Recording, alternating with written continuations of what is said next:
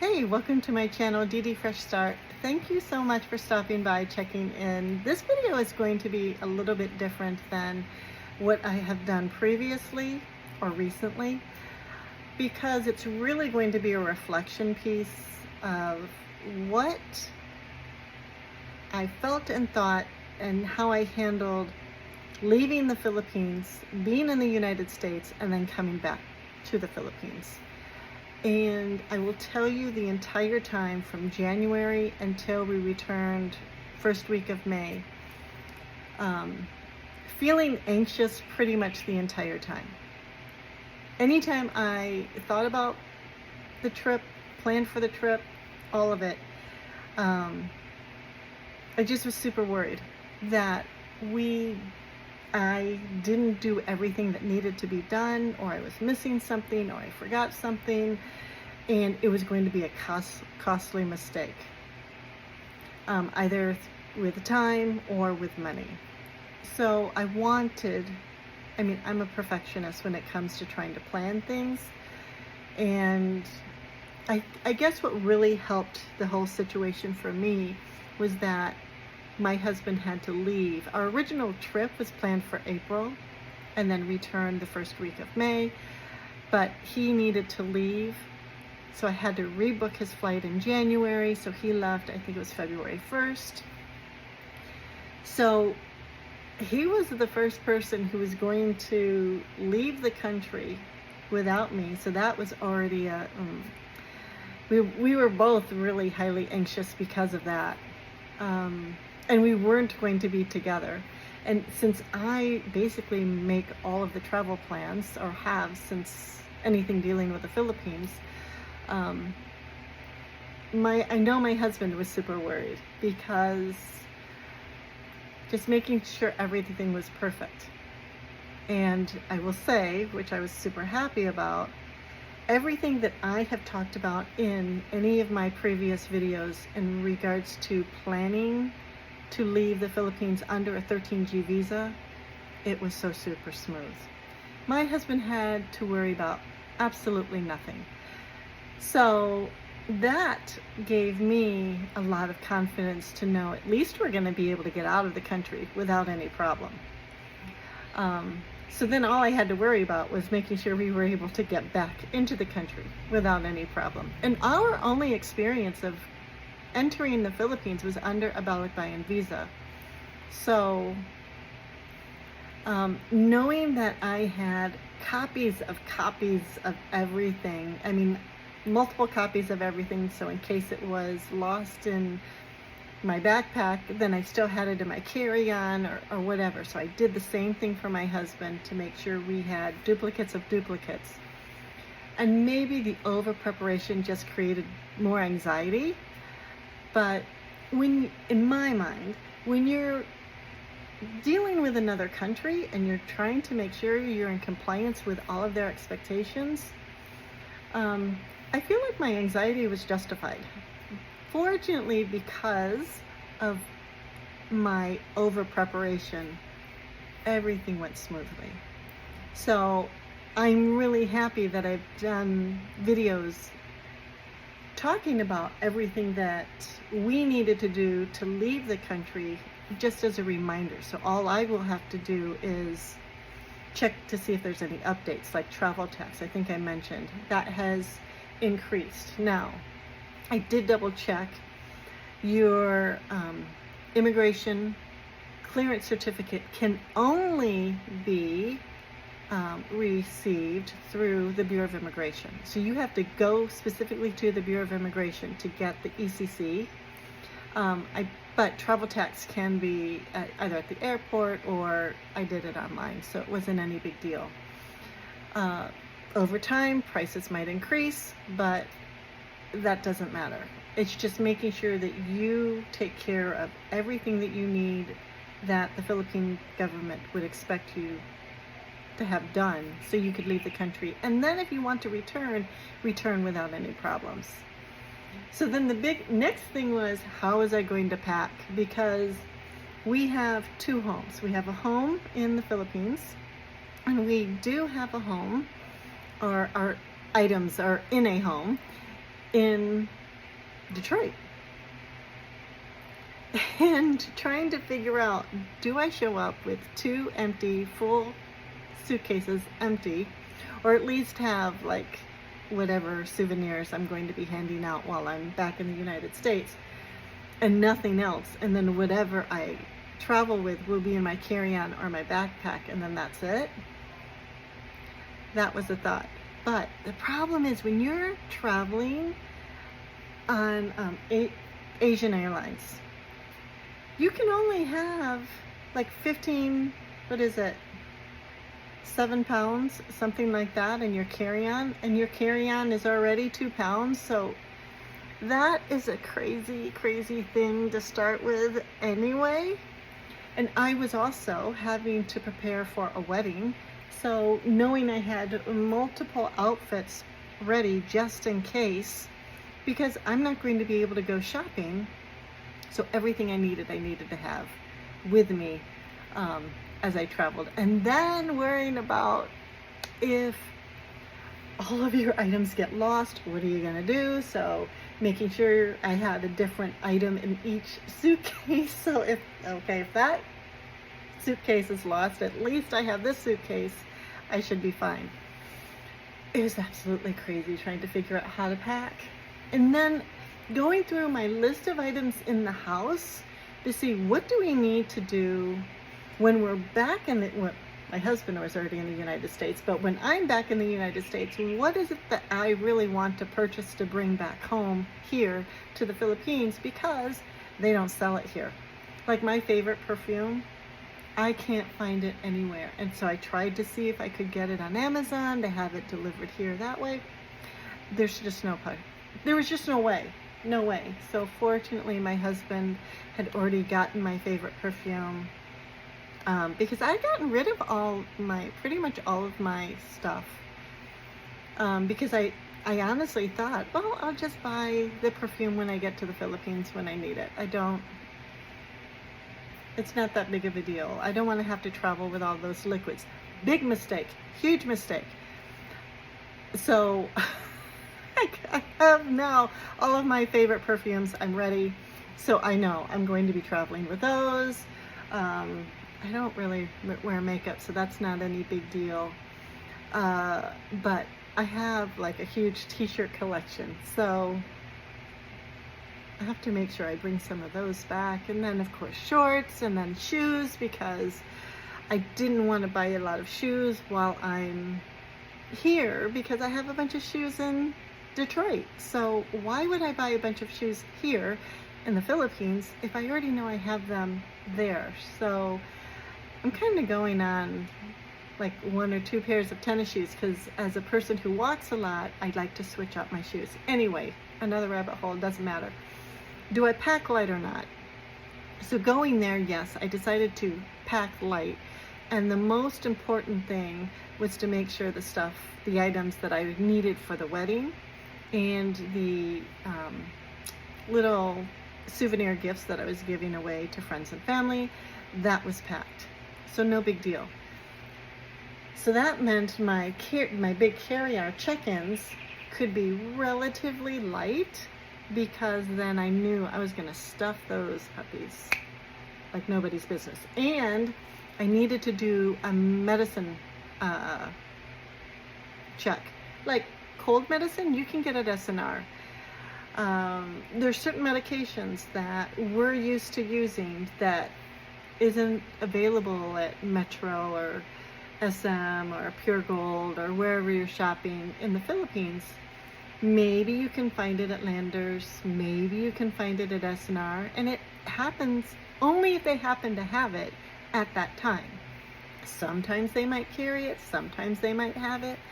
So I had to go through a huge inventory of stuff that we're getting light on, that we need to restock our medicine cabinet, our United States medicine cabinet of things that we're used to, that we would prefer using, that comes from the United States, because it's not available here in the Philippines. So that's basically doing a bunch of lists in preparation for my trip back to the United States. It's just, how am I going to pack, and what are the things that I'm going to want when I'm in the United States? So it's just writing out a bunch of lists so I can go check, check, check, check. We have that. We're good to go. And for me, I did this for my husband, and then I really liked how it worked out for him of slow travel. So we left Lipa and we went to Manila, and we stayed there for a night before the trip, so we didn't have to rush. We were already in Manila, so we didn't have to worry. And even though his flight wasn't until like 10 o'clock at night, something like that, it wasn't until the evening, I still didn't want the rush of leaving our home, making sure it's closed down, and then taking a bus, and that whole transfer to, it's just a lot of rushing. And if you've done any type of travel, I don't care if it's long haul or not, it takes a lot out of you. So I just, whenever I plan now for our trips leaving our home in Lipa, I always plan like a little hotel stay someplace. And yes, I could get an Airbnb, and yes, they could be cheaper, but I always have an issue, like, are they as much of a stickler about keeping roaches away? I don't know. I have issues with that. So I don't have to worry about that. And when we're traveling by plane, Belmont Hotel, or that area, Newport City area, is a perfect location, because there's a little bridge where you can go walk across, and then you could grab a bus and then go from there, or just grab a taxi or grab and make it to Terminal 1, because we were flying international for both of us. So being back in the United States, it's high emotions. I didn't realize how much my emotions would be like here pretty much the entire time, because you want to do all the things and you're trying to maximize your time. Because for me, I was only there for 2.5 weeks. The other portion of the time, even though it took us 3 weeks, we were gone for a total of 3 weeks. It was all that travel time. I didn't realize how high my emotions would be in regards to going back home. On top of that, that's when there were a bunch of plane crashes and one plane was turned upside down, and it was nuts. It was nuts. So the anxiety of, I'm not a person who has a problem being on a plane. I've never had a problem being on a plane. I've never feared that until, like, my husband was on a flight, and we were just going to be gone. So that was kind of, I just worried for him. But then when it was my turn to be on a flight, and all of these traffic controllers were released, and there were planes that were crashing, I just did not realize how much, that already created a lot of anxiety anyway. I eliminated that. That's just the way it is. There's more car crashes on the streets than there are plane crashes. So I eliminated that off of my worry. But it was more being able to see all the people and have as much time as I could with them, and because I miss them so much. If I could just move them from the United States and bring them to the Philippines, life would be perfect. But the opportunity cost is I moved here and I'm away from my loved ones. So I just didn't expect that. And I think I'm still working on processing all of those emotions of how I'm going to handle it for myself. Because I just felt like my emotions were on my sleeve the entire time, and everything was just exaggerated. All the emotions were just way more exaggerated than what they need to be. But I also had to contend with, and maybe I'll have another video about this, of what those emotions were and how I handled them. We're just going to see. I've got another plan of returning to the United States in 2026. So we'll see. I think more that I'm bringing it to the surface so I can truly reflect on my feelings of going back and trying to have all the feels and do all the things, and shove it all into a small period of time. I need to figure out how to manage my emotions, and how I view things. I think that's the biggest takeaway from being in the United States. The other thing is, I know what the first thing I did when I went into, I flew into Seattle, and I was by myself. I ended up, I could have stayed at the terminal the entire time until the morning, and I thought, nope, I'm gonna get a hotel, and I'm going to find a place that sells a steak, because most of the time, even if I stayed at the terminal, all of the food establishments most likely were going to be closed, and I thought, forget that, I'm just getting a hotel room. So I could have really used a spa or something fun, but I showed up too late for that. But I ended up getting a steak, which was so nice to be able to have a really good steak. I didn't realize how much I missed that. And it's not that I can't get that in the Philippines, but there's something about having a steak like what we had when we were in the United States. So the other thing is, so in addition to eating all of our favorite foods of everything, so my husband and I are together, and that's like, I swear, I'd worked really hard to have a healthy weight and eat healthy here, and it's just basically all went to hell when I went to the United States. So making bad eating decisions, and then need to get back onto that. Once we got back into our routine, I don't even know, it is now August, I don't even know if I'm back into my routine still. I'm still craving a steak. But Cebu, there's some places that have a really good steak there. So again, it's not as if I can't have a really good grilled steak in the Philippines. It's possible. I'm just saying we don't live that life. We don't do that. So it was a huge treat for that to be my first meal in the United States. The other thing is, it was the first time I had driven a car in a year and a half. So I'm driving back from the wedding, and I might have had a champagne, like during the champagne toast, that's it. I'm not much of a drinker. So, of course, everybody that I'm with drank a lot, and they needed a ride home, and they said, can you drive? My confidence level of my ability to drive was super low, because I just hadn't driven a car in a while, and it just made me nervous. And yes, I had my United States driver's license with me, but I said, sure, I can do it. Get over yourself, you can do it, you can do anything. So of course, they're all in the back laughing. I'm driving everyone home. The car's filled with people who had been drinking quite a bit, and I'm driving, and they're laughing hysterically about something. And I said, I don't want to scare anybody, but I just want you to know I've not driven a car in a year and a half.